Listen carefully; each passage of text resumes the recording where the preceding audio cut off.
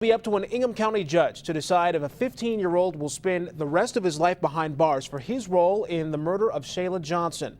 Charles Lewis Jr. was 13 when he and a group of adult men shot and killed Johnson. Liam Martin has more from Wednesday's hearing. Be seated, please. Those testifying Wednesday agree Charles Lewis Jr.'s chances of recovery aren't very good. Charles has exhibited a tremendously intense and repetitive pattern of antisocial attitudes, antisocial beliefs, and antisocial behavior. But they also were adamant he should not yet be sentenced to life in prison. I believe if there is a small opportunity of change, given his age, that we should, in fact, embrace that.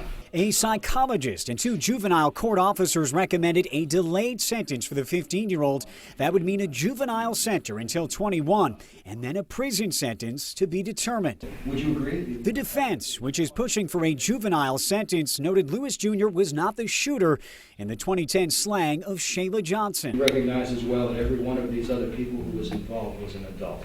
Correct. This as the prosecution argued Lewis Jr. is a gang member with a long criminal history. The Lansing Police Department has generated at least 19 reports. Lewis Jr.'s mother sat next to her son throughout the testimony and is pleading for leniency.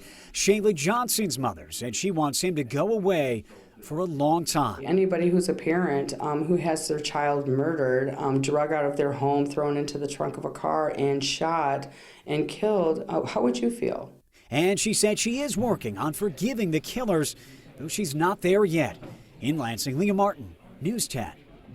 6 others await trial in this case in federal court, including Lewis Jr.'s father, who is the alleged gunman. 2 other defendants agreed to plead guilty in exchange for their testimony.